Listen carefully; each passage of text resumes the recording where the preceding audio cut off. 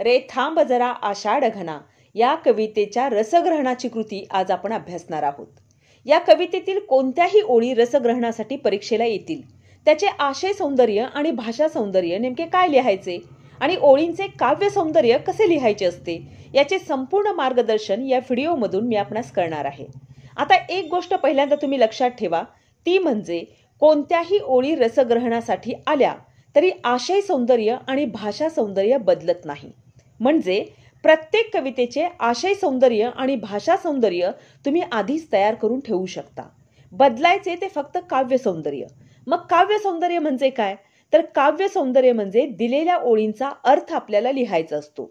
सुरुवातीला आपण या कवितेचे आशय सौंदर्य पाहूयात। या कवितेवर रसग्रहणासाठी कोणताही प्रश्न आला तरी आशय सौंदर्य तुम्ही हेच लिहू शकता।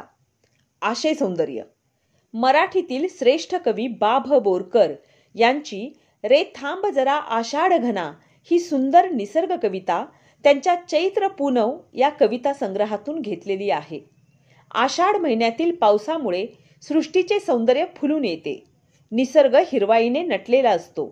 बहरलेली शेते, फुललेली फुले, बागडणारी फुलपाखरे आणि विविध रंगांची उधळण अनुभवायची असेल तर आषाढ घनाने थोडा वेळ थांबावे अशी इच्छा कवी या कवितेमध्ये व्यक्त करतात। हे झाले या कवितेचे आशय सौंदर्य। प्रश्न कोणताही विचारला तरी आशय सौंदर्य तुम्ही हेच लिहू शकता, ते बदलत नाही। म्हणून आशय सौंदर्याच्या 4 ते 5 ओळी आधी तुम्ही तयारच करून ठेवा। आता बदलतं ते काव्य सौंदर्य। उदाहरण म्हणून कवितेतील आपण या काही ओळी घेऊयात आणि त्याचे काव्य सौंदर्य स्पष्ट करूयात। या कवितेच्या ओळी पहा। रे थांब जरा आषाढ घना, बघू दे दिठी भरून तुझी करुणा।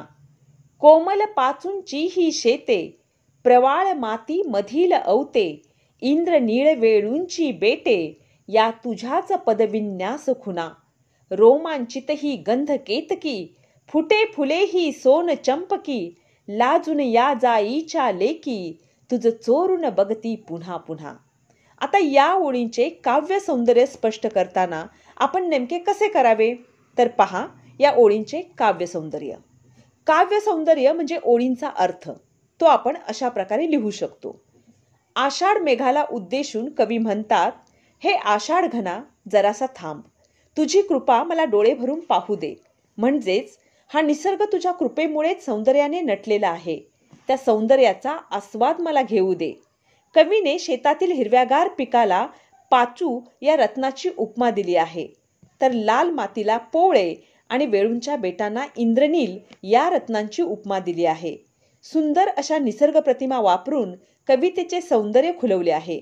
निसर्गातील हे रंगीबेरंगी सौंदर्य म्हणजे आषाढ मेघाच्याच पाऊल खुणा आहेत असे वर्णन कवीने केले आहे। आषाढातील पावसाळी ढगाला पाहून जणू केतकी म्हणजेच केवढा आनंदाने लाजून शहारली आहे। सोनचाफा नव्याने फुलू लागला आहे। लाजून पानाआड झालेल्या जाईच्या कळ्या पुन्हा पुन्हा आषाढ घनाला चोरून पाहत आहेत, अशा अनोख्या कल्पना कवी करतात।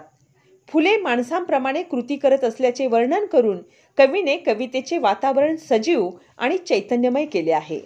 हे झाले या ओळींचे काव्य सौंदर्य। आता ज्या पण ओळी रसग्रहणासाठी येतील त्यातील काव्य सौंदर्य स्पष्ट करताना नेमके काय करायचे असते हे तुम्हाला समजले असेल। त्या ओळींचा तुम्हाला समजलेला अर्थ तुम्ही थोडक्यात लिहायचा आहे। या कवितेवरील कृतींचा व्हिडिओ आपण पाहिलात तर प्रत्येक ओळीचा काव्यार्थ तुम्हाला व्यवस्थित लिहिता येईल। आता पाहूयात भाषा सौंदर्य। रे थांब जरा आषाढ घना या कवितेतील भाषा सौंदर्य म्हणजेच भाषिक वैशिष्ट्ये आपल्याला पुढील प्रमाणे मांडता येतील।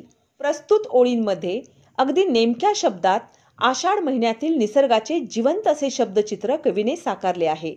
पदविन्यास, घन अशा संस्कृत शब्दांचा वापर करून कवी कवितेचे सौंदर्य वाढवतात, तर दिठी, औत अशा बोलीभाषेतील शब्द वापरून कवितेला गोडवा प्राप्त करून देतात। यमक, अनुप्रास, चेतन गुणोक्ती अशा अलंकाराचा वापरही कवितेमध्ये कवीने केला आहे। कवितेची शब्दरचना ही तालबद्ध, नादमय असल्यामुळे कवितेला गेयता प्राप्त झाली आहे। कवितेच्या ओळी ओठावर गुणगुणाव्याशा वाटतात। निसर्गाच्या सौंदर्याने ओथंबलेली ही कविता वाचणाऱ्याच्या मनाला स्पर्श करते। अशा प्रकारे या कवितेचे भाषा सौंदर्य आपण लिहू शकतो। तर विद्यार्थी मित्र हो, रसग्रहण या कृतीच्या अभ्यासासाठी भेटूयात पुढच्या व्हिडिओमध्ये. धन्यवाद.